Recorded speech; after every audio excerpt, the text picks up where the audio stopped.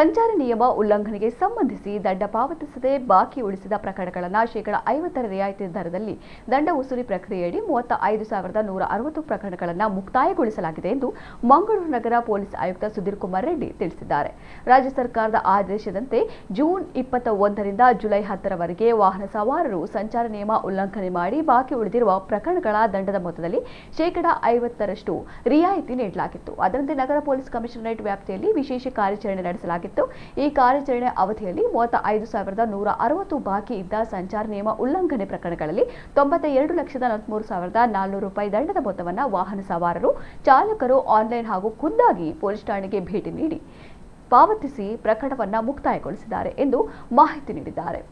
AI camera ಮೂಲಕ ಸೆರೆಹಿಡಿದ 18,792 ಪ್ರಕರಣಗಳು ಮತ್ತು ಅಧಿಕಾರಿ ವರ್ಗವು ಕರ್ತವ್ಯದ ಅವಧಿಯಲ್ಲಿ ಕಂಡುಬಂದ ನಿಯಮ ಉಲ್ಲಂಘನೆಯ ಕುರಿತು ದಾಖಲಾದ 16,368 ಪ್ರಕರಣಗಳು ಸೇರಿವೆ.